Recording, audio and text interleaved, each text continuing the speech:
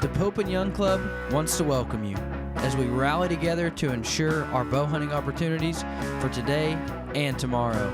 You've come to the podcast that believes in preserving, protecting, and promoting the passion for bow hunting. Join us as we strive to be the voice of today's bow hunter. This is the Pope and Young Podcast.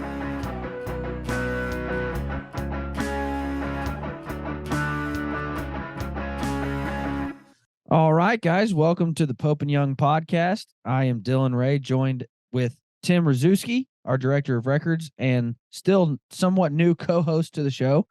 We are joined by Jack Culpepper, one of our faithful board members. One of, probably the best looking board member, right, Jack? I'll take it. I'll take any compliment for an old guy I can get, man. I mean, I don't know who else that would go to. So, ouch. No, Jack, you have been on the show before. But for those of you who are new to the show, Jack, give us an introduction to yourself, man, what you do and how long you've been with the club and kind of your involvement with the club and everything of the sort. Okay. So yeah, my father was a Pope and Young member and back in the late 60s, early 70s. So I remember as a kid going to different conventions and things with him. We would travel together, and I remember getting to meet Fred Bear and some of the different icons as a kid. I got a picture of him with me, with Fred Bear in my office. And so I go way back and, didn't always participate in a lot of activities as I grew up. But as an adult, I was able to get more involved in the club again later and got my son involved. And so, just always been a big supporter of Pope and Young. I love bow hunting, and I'm also, we have a family real estate business, so I'm busy at work too, and just became a grandfather, but just always love bow hunting and just look at, Pope and Young as a real connection to that activity and know that, Pope and Young is working to help us all. If you love bow hunting, be a member. And that's so if you don't mind me asking, where was the disconnect? Why the break with involvement for Pope and Young, and what brought you back? Like, what made you think, man, I got to get involved again? Yeah, I guess there's probably a couple things, just life, just less time to hunt, raising children. We had 3 kids and one of my children's disabled. So, and my other 2 children were heavily involved in soccer and sports. So wife and I were just, man, I didn't have time to hunt much. I did when my dad was alive. When he died in 2008, it really took the steam out of me as far as hunting goes, because he was my buddy, my hunting buddy, and we did everything together. And so when he was gone, I really lost a lot of the fire for bow hunting and stuff. And then as my son kind of got into the outdoors and really liked duck hunting, and then we started getting him ready to bow hunt, and then it really just kind of rekindled that desire to be out there and to hunt and the love for Pope and Young, and that's it. Very cool. Now, that for me is something that, every time my dad's had a couple scares, and every time, nothing major, but every time something happens, I think, how can I hunt without my dad? Like, how does that even continue? Because he's the first person I call. I actually FaceTime him every time I kill a deer and I'm going to track it. I FaceTime him. That way, it's like he's there with me. That way he's with me when I walk up on the deer for the first time, and he's the first person I text or call. And every time that crossed my mind of like, well, now what? Like, how does it look moving forward? And then I'm reminded, well, you've got kids, your kids want to get involved with you just like you want to be involved with your dad. So last year was the first year I really started taking my son out a lot. And Tim has had the pleasure of being around my son for a bit. And he's wild, dude. He's 4. And so we're sitting in the blind, and everything we hear or see, he wants to go chase and kill. Like we saw a bobcat bed down at like 200 yards, and he's like, let's go get it, Dad. And I'm like, all right, let's go try. I mean, we might as well. So needless to say, we did not kill a deer together, but starting to make those memories that I had with my dad are now being made with my son, and it's just as special, you know. Yeah, I think that's. it Oh, really. sorry, Jack. Go ahead.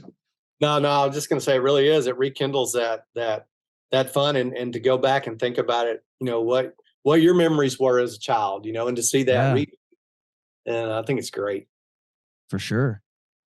I think that's something that just in hunting or in life, you kind of lose track of a lot until you are faced with something and you look back and kind of reevaluate what is this purpose and what is its purpose in my life. And I think the last few years I've gotten a lot more enjoyment out of hunting, taking other people that haven't hunted, maybe taking youth like I did this weekend. And it takes me back to the times with my dad.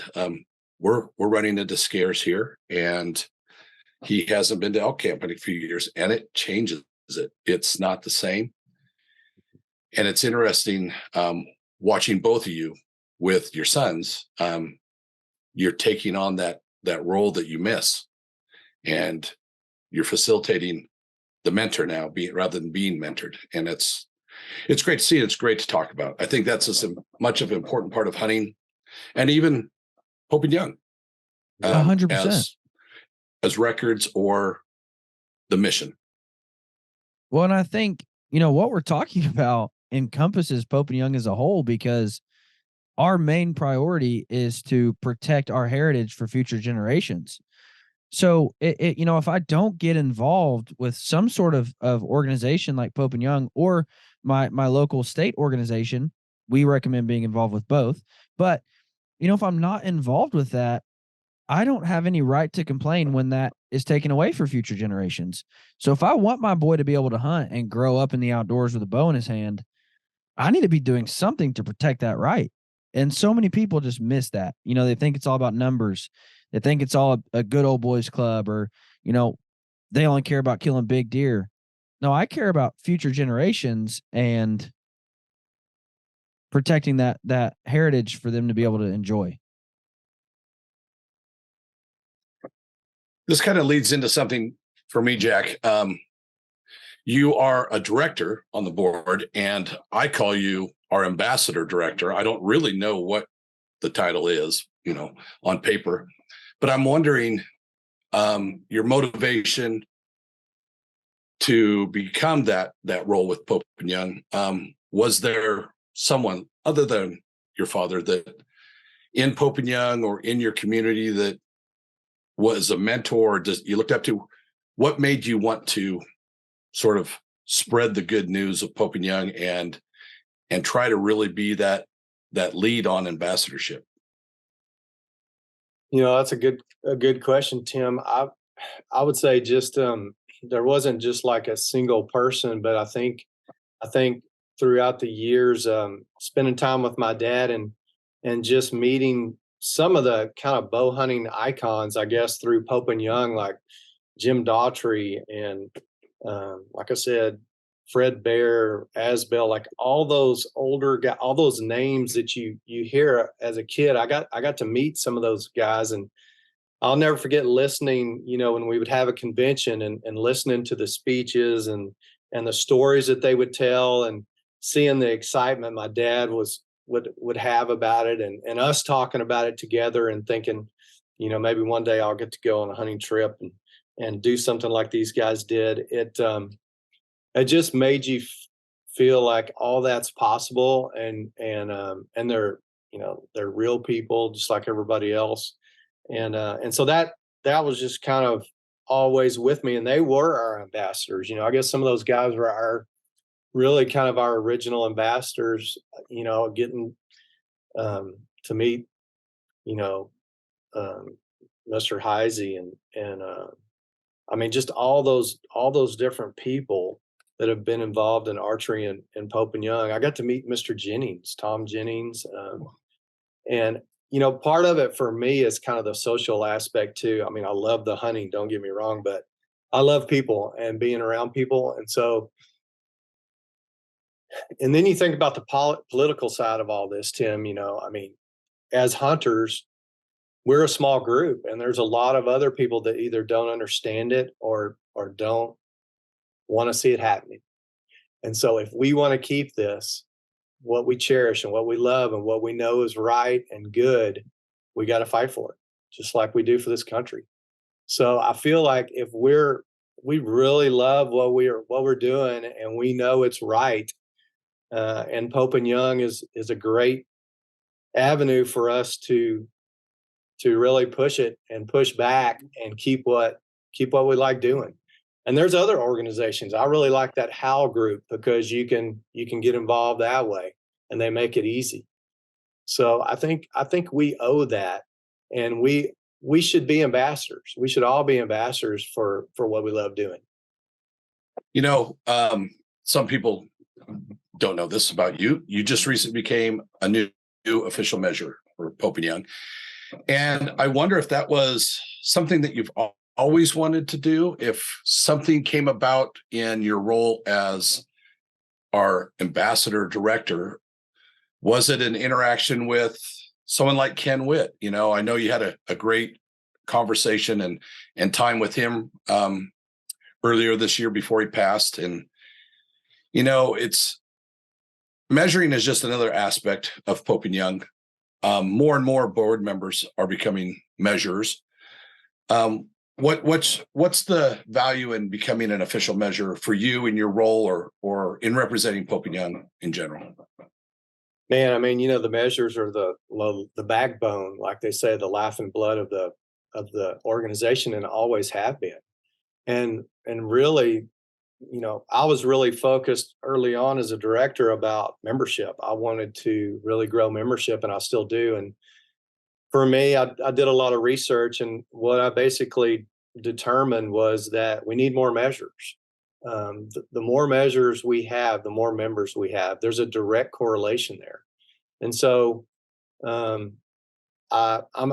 also try to pride myself in the fact that I'm just not going to talk about it and say this and that. I mean, if I believe in it, I'm going to do it. So I was like, okay, well, we need new measures, so I'm going to be one. I'm going to go through it and see what it's like. I want to do it. I do respect all the people that have gone through that process and know what they're doing. I've had animals measured. I've seen them do it. I know it takes time. It's very detailed and it's fun. I like details. I like equipment and details with your bow. So it was a natural thing. I just really never had the time, or felt like I didn't have the time to, or enough desire to go do it and sign up. But man, I'm really glad I did because, I believe you get what you put into something, you get out of it. So the more you put into it, the more you get out. So becoming a measurer, I get more out of bow hunting now. I get more out of the Pope and Young Club. I get to meet guys. Like, I've had people come to my office. I measure here. I've met people I never would have met before. There's no way. I met a young guy with this little boy that came in here. Another guy came in with like 2 kids, and I get to talk to him about hunting and what they're doing. Overall, it's just an all encompassing, it just enhances the enjoyment of being a bow hunter. And something that's interesting to note is that your son is going to kind of follow in that. He's going to come to our workshop that's at the Bowhunter Bash there in Texas in December.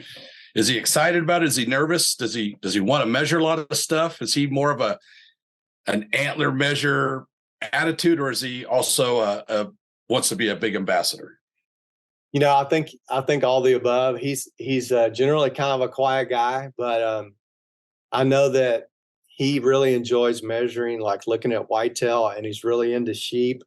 Never gotten to sheep yet, but I know there's specific animals that he really likes to try to field judge and think about the scores. And I know he enjoys all the guys he's met with Pope and Young, and he has a group of friends that he grew up with, and also some kids from college that are into bow hunting. And so he's been able to do quite a bit of bow hunting. So I think some of his buddies look up to him and talk to him about scores on deer. Hey, what do you think this one would be? What do you think about that? And so I think John feels like, hey man, if I can become a measurer, I'll have even more information I can share and get these guys on board and join Pope and Young and just be a great ambassador and get some more young guys involved.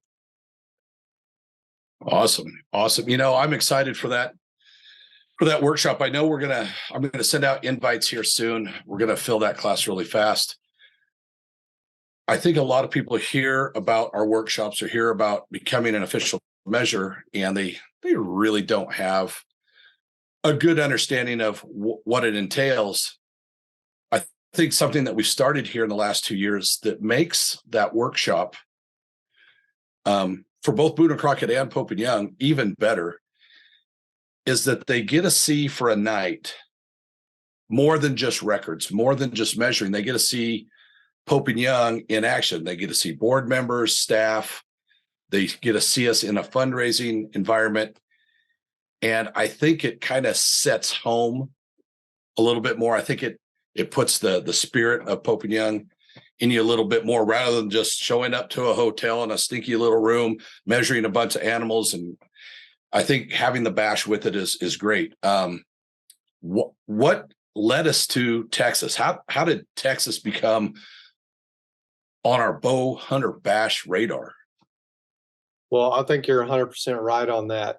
Getting the people that come to this thing, I think you can't help but get excited about Pope and Young when you participate.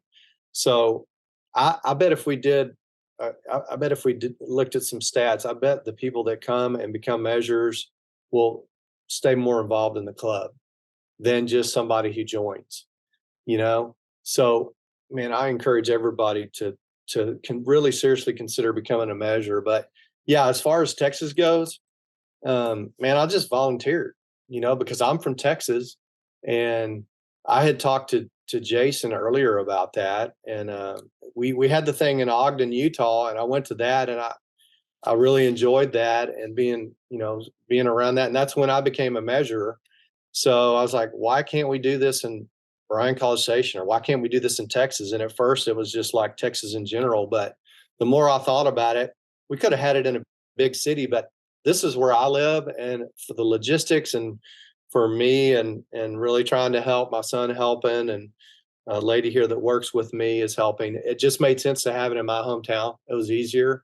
And so I think and we have a great bow hunting community here already in this area. We have a great university here. There's a lot of kids that go to Texas A&M that are hunters. And so I think we're going to have a good turnout. I know we're going to have a lot of people here that are excited and really do bow hunt.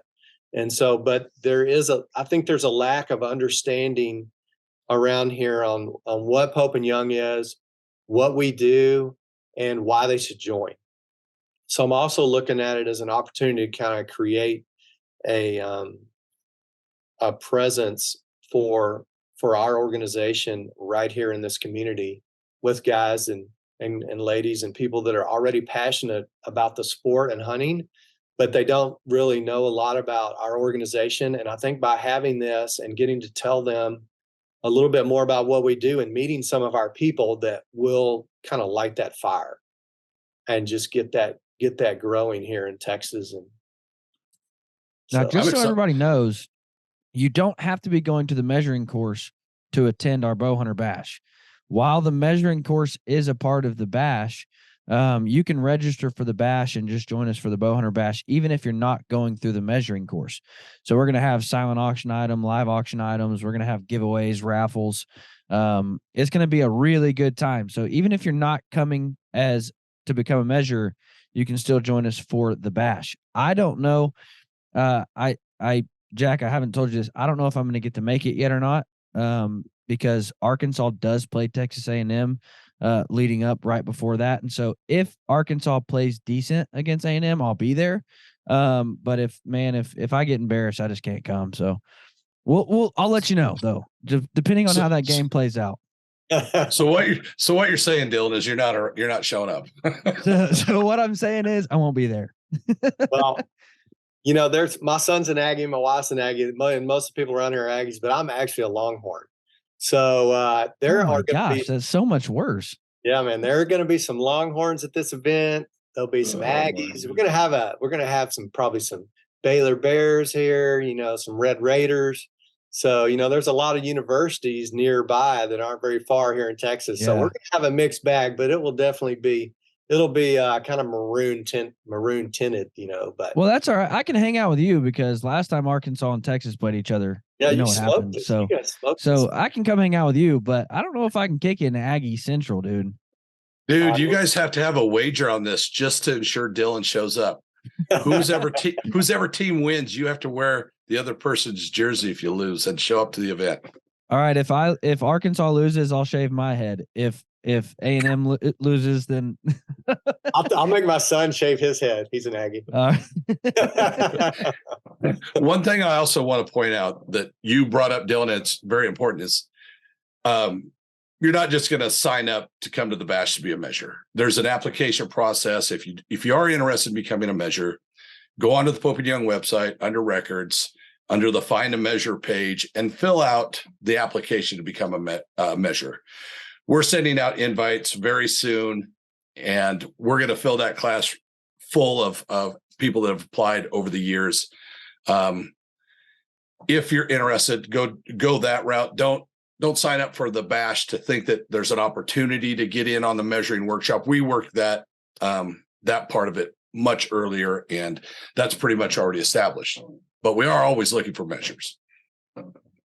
Well, and the good thing too is, Tim, even if you don't get into this class, we'll have other classes. Yes. So we'll have probably 3 at least workshops in 2024. We know we're going to have some other Bowhunter Bashes. We do our workshops jointly with Boone and Crockett, so they also establish some workshops that we attend. We try to get everyone that we can to a workshop as soon as possible. We do look at where we have a need more than another, and we look at references and everything like that. So there is a process, but there will be a workshop. You will see that when you come to the bash. You'll see the workshop in action, and it's going to be exciting for those attendees for the workshop who are coming from all over North America to Texas to see the bash that Saturday night. So, Tim, I want you to cover what all a measuring workshop entails. And then, Jack, I'm anxious to hear, like, if you thought it was way harder than you thought it was going to be, or, if it was right up the alley of what you thought it was going to be, and kind of your idea about a measuring workshop going into it versus how it actually was. Yeah, that's great to go over. Originally, I waited 6 to 8 years. I had applied before I was invited, and typically we're looking for places where other measures are saying, hey, we need more measures here, or people are calling in saying, I can't find a measure in this area. We try to fill it that way, but we also like the people that are just passionate about measuring and about the club who apply. Like, for example, Wisconsin has over 100 measures for the 2 organizations. And although it seems saturated, we could put more in there and we'll still get more entries and everything will be fine. But in some states, we've got a gap in, say, New Mexico, or we've got a gap in West Virginia. We want to find new applicants for that area. So we sort of solicit that through our measures, our current measures, and hope that they provide a referral. But once we have an application in, we send out an invite. A lot of times somebody that really wants to come, maybe it's just the cost of travel is going to be too much for them. They're going to wait for one closer to home, or the timing. Timing is usually the big deal. We're not all off and have vacation time at the same time. And so there is a bit of a work effort there on our part to not only come up with a date and a time, but to reach out to our applicants. It often takes 50, 60 applicants to invite before we get a full class. This class I know is going to fill really quick. Once you're invited, you get an itinerary. You're going to come down. You're going to pay a fee to become an official measure. You really get vested that way. I mean, it helps cover our expenses. But I think if you're willing to pay a fee, take 5 days out of your life, sit down with 20 to 30 other like-minded people who want to learn to measure and go through the course, there's a high likelihood that you're going to be a good measurer, be a good ambassador, answer the call when it comes in, and enjoy measuring. If it were a one-day class, I just don't think the passion's there. I think it's easy to go through one day and it's not that important. I haven't seen anybody come out of a class and say, "Oh, I don't want to do this." We knew going in that they're passionate about it. But at the class, we get together from 8 to 5, 4 days in a row. We measure everything in North America, including Boone and Crockett species that we don't have in Pope and Young, like walrus. You may never measure a muskox or a walrus. There's some species that you won't measure down here in the lower 48 because you can't bring them down, like polar bear. There's a few species right now that aren't even huntable.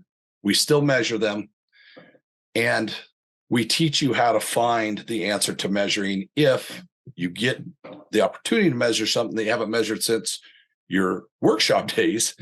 We have an extensive manual that both clubs, Boone and Crockett and Pope and Young, built together in the last 4 years.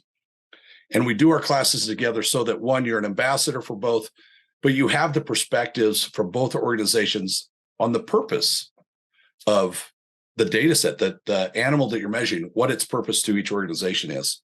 So you're going to learn history. You're going to learn an entry process, paperwork. You're going to learn that you do not know how to do math in eighths yet. And that's a really big hurdle for a lot of people.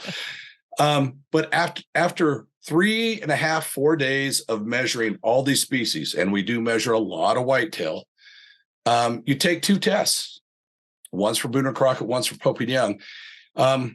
The purpose of the test isn't to fail people. It's to ensure that you have some recollection, that you can attain what we've taught you about filling out forms, and that you can find the information about specific measuring rules quickly in your manual. We just did Kentucky's fishing game. We just did Missouri's fishing game earlier this year. We did a workshop with Georgia's fishing game last year, Pennsylvania's fishing game. So many of our workshops are for Fish and Wildlife agencies and not just the general public. We bring them on as ambassadors, sure, but we're also giving them a skill set that's going to help them as subject matter experts in maybe casework, but it also gives them a whole different perspective of what their work is can be measured in. They get to see the results of their biological work or their field work. And when they run into hunters, whether they're checking them in the field or talking to them over the phone in their office, they now have a perspective about measuring. And we know that there's a score on every animal. It's there. We'll find it. It's not going to change because you want it to. At the end of the day, the score is what it is. But now they have the skill set to sit down with a customer of theirs and measure something for them and give them a number, but at the same time, speak about the club. It's great that we have those agencies that want to do that. Boone and Crockett does a great job of finding those. But the class like that's in College Station, these are individuals from all over North America. When they leave there, provided they pass their tests, when they leave there, they now have a skill set. They're not the best measurers in the world yet. They haven't measured anything officially, and there is a little bit of nerve and butterflies when they get that first call. But they have several resources, including myself or Justin at Boone and Crockett or Kyle, to call, and they can call other measures in their area. It's just a class, 4 days long, to teach you how to measure. But then you're going to go out there and do it, and you're going to perfect it.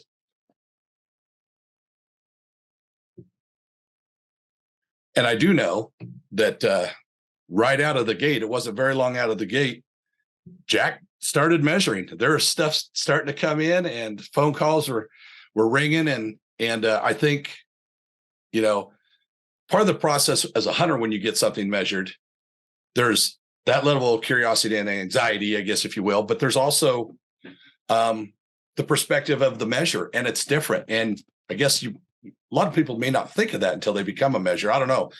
Jack, when you measured your first couple of animals here in the last year, how'd that go? What was the experience?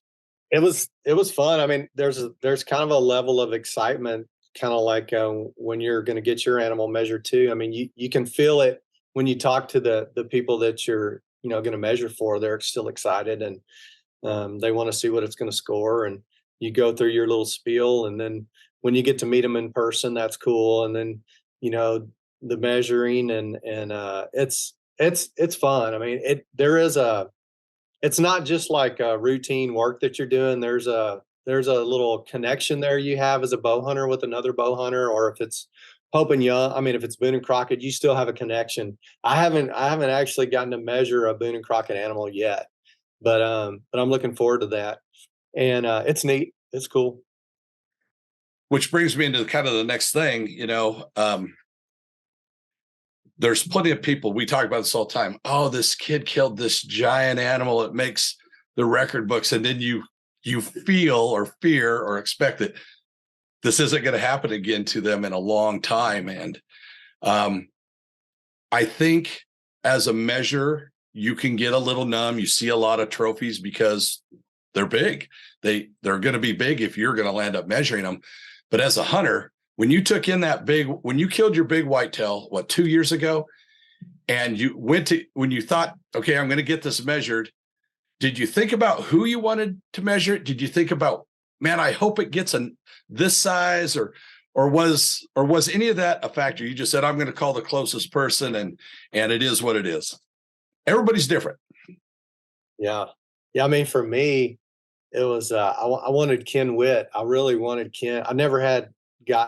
Ken had never measured anything for me, and so I was really hoping that he would be able to do it. And I knew his health wasn't very very good at the time, so it was really special for me personally for Ken to say yes, I'll measure it, and then to be able to go up there and spend time with him and his wife. I mean, it was that visit right there was as special to me as the animal itself, or more.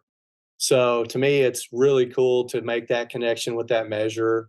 Maybe it's someone that you look up to, or someone in your state, or someone that I didn't even realize, but Ken was kind of known as someone who was really good at non-typical whitetail deer.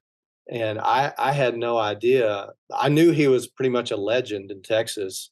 And so I guess after that happened, I found out even more about Ken, and after he passed away. So that was important for me.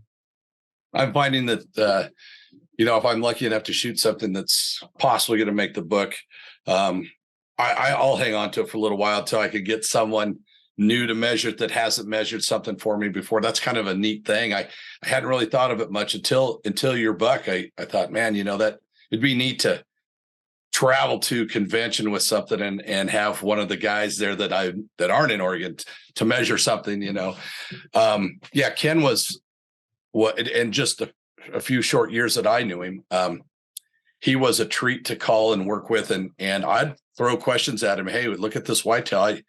I've never seen anything like this. What's your thoughts on this? And he enjoyed that. He really took the time and the pleasure in helping and getting back to me. You'll get the guy that'll call, he'll show up, and he's not thrilled about the score. It is cool. It's not cool. You can get the guys that are just sort of mediocre in it, and you don't really get a pulse. And then you'll get the gentleman or the lady or the kid, that like, this is like their pride and joy. And you really hope the best for them in the numbers. But at the end, you just really enjoy that conversation, and it kind of makes all the efforts worth it when you get to measure something for someone that they really appreciate the process, but they really enjoyed the hunt, and you get to hear that story. The hunt stories are great. Have you had to turn anybody down yet, Jack? Have you had to have that didn't make it conversation yet? Let's see. Yeah, I mean, trying to remember if I think it was a bear. Yeah, the guy really well. I didn't feel so bad because the guy kind of had measured it and kind of felt like it was right on the borderline, and so when I did measure it, and it didn't quite make it, you know, first of all, you want to congratulate everybody for being able to, my dad used to always say, anything with four legs and a tail is a trophy with a bow. That was his saying. So whatever you get, no matter what it scores, if you took it with a bow and arrow, that's an accomplishment. So I just wanted the guy to I didn't want him to be upset or sad, and he wasn't. He was still excited about his bear, and it just barely missed. But he had kind of already knew, so it wasn't like a heartbreaker or anything. But I guess as a measure, I don't know. I'm a pretty upbeat, optimistic guy, and so I'm what man. I want them all to make it. Yeah. But they don't. Not all of them do. So it is what it is. So what did that conversation look like? I mean, hey, even though it didn't make it, still be proud of this trophy. I mean, how did he Absolutely, take yeah. that? Yeah, he took it fine. He goes, "Oh man," I called him on the phone, and he was at his son was playing baseball. I could hear him in the background and everything, and I was just like, "Hey, man," and I wanted to do it right after I measured it. Yeah. While I was thinking about it, and if he wanted to ask questions, I could try to answer him or whatever. And I was like, "Hey, man, I just wanted you to know, hey, I just finished scoring your bear, and he just barely missed it, man. He was right there. He was really close. He's an awesome bear, and man, congratulations. And I've got him here for you when you want to pick him up. And he's a great trophy, and you were right. He just barely missed it. And he was like, "Oh, thanks, man. I really appreciate you doing that for me. I'm here, watching my son, and man, what I had a great time on the bear hunt, and I knew it was going to be close, so I'm not surprised or anything." And he was like, "What do I owe you?" And I was like, "Man, as a measure, you don't owe me anything. We are not compensated. We are not paid for this. Um, we do it for the club, and all I would ask you to do is consider joining Pope and Young if you're not a member now. It's a great organization, and join. Sign up, become a member." So, and that's kind of how we left it. Yeah, for sure. Was it his first big game harvest or first bear, or, was it Yeah, just a yeah. I think he had gone to, can't remember if it was Colorado or New Mexico, and with some other guys, and they were actually, I believe he was on an elk hunt, and he had a tag that he said it could be used, either way for a bear or a elk. And he said, "Man, we hadn't seen any elk, and I was just there, and all of a sudden this bear just comes walking up to me, comes walking right by me, and I zapped it." And made a good shot, made a good clean kill, and he had never killed a bear in his life. I don't know if he'd ever even seen one. He doesn't live very far from here, so we don't have any bears anywhere around here where I live. So I think it was just the whole experience he had was really cool and really exciting, and I think some of his buddies were encouraging him, "Hey man, that's a good one. You need to get it. You need to get it scored. That's a good bear." And so I think it really for him, it just kind of added to the whole fun of the hunt. You know, I don't I don't think the guy really cared a whole lot on what the final score was. I think he just kind of Yeah. wanted to go through that process, and kind of felt like maybe he owed it to the animal or his buddies, so he could tell them, "Hey, this is what it scored," and that's what he wanted to do, and we got it done. That's good. I hope all of our measures take that standpoint of like, it's not all about the number. So while you didn't make it, man, this is still a trophy worth celebrating and so, because I think a lot of times so many people get that, oh, I didn't make it. I'm not worthy, or the bear wasn't worthy. That's not it at all, man. Like, I've killed deer. Well, just for last year, I shot a deer knowing good and well it wasn't going to make the books. But my son was with me, and I got to shoot a deer with my 4-year-old son. I'm like, I could care less if this makes the stinking books.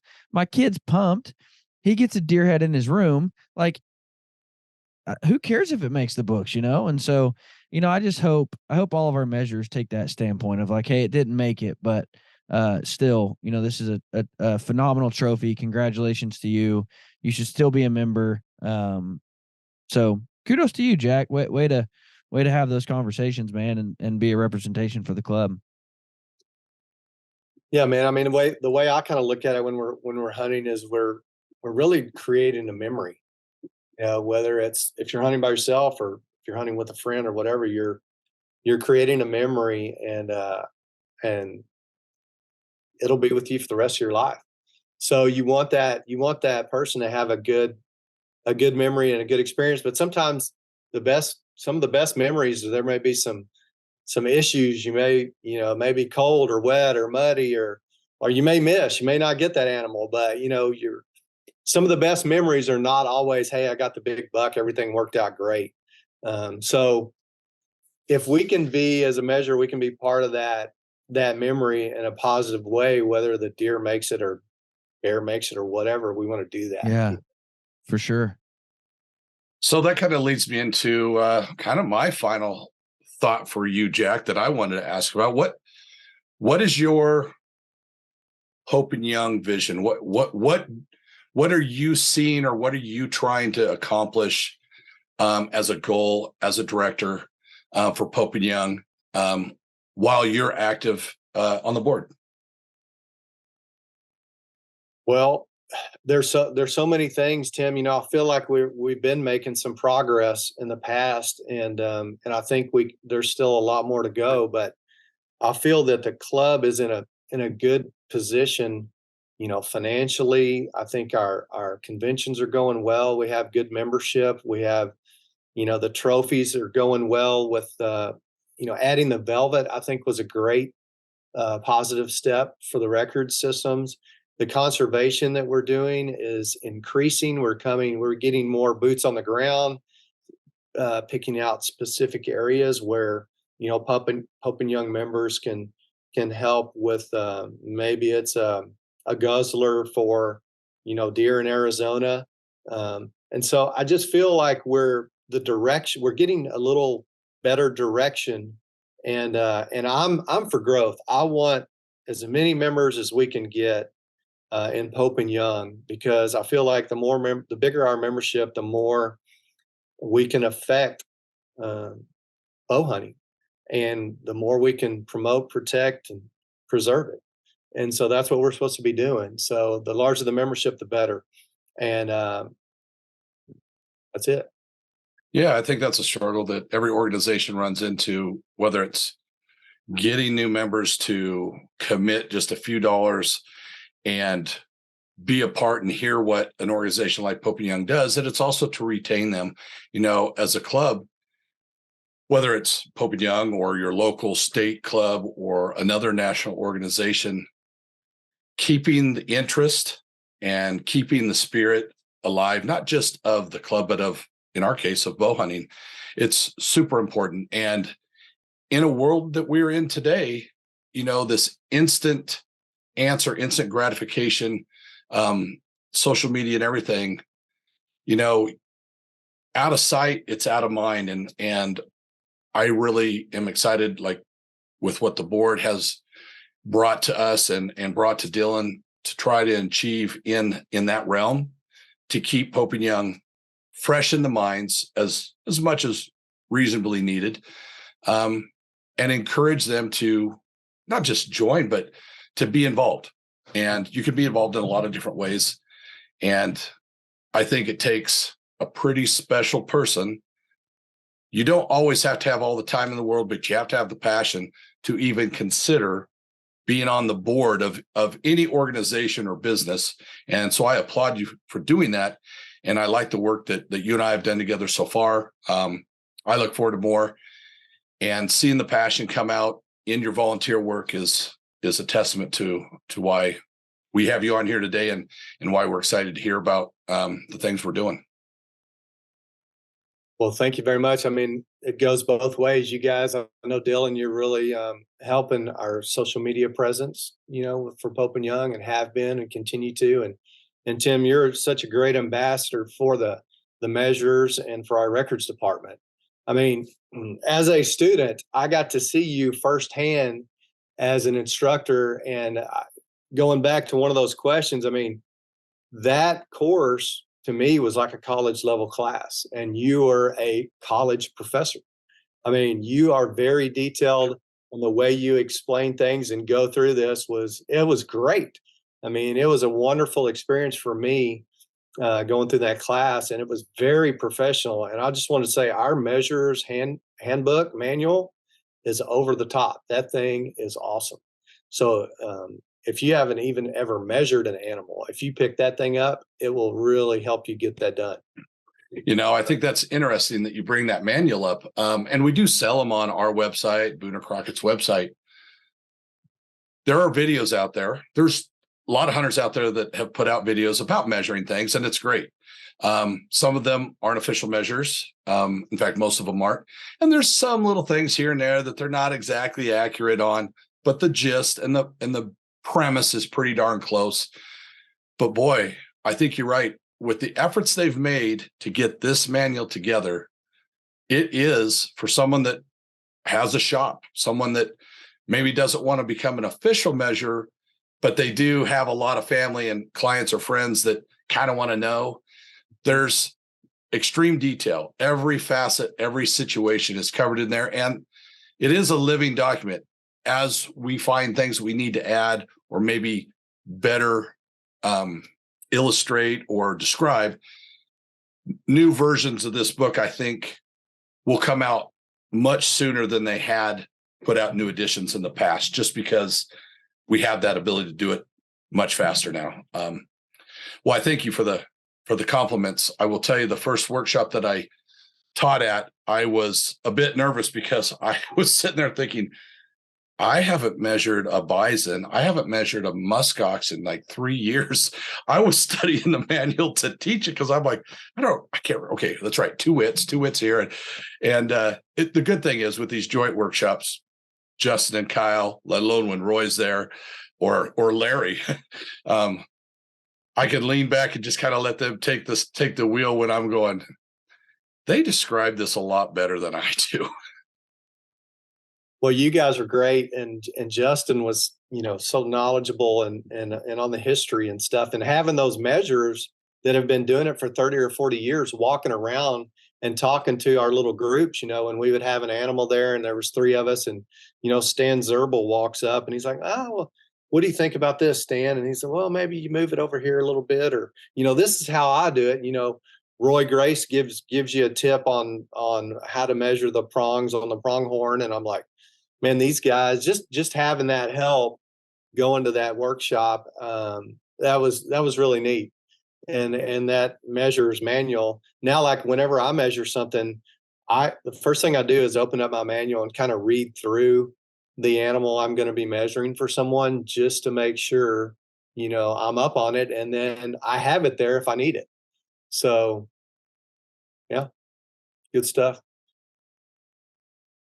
Guys, December 2nd, we will see you in Bryan College Station at the Best Western premiere. Head over to pope-young.org and get registered right now, because tickets are already selling.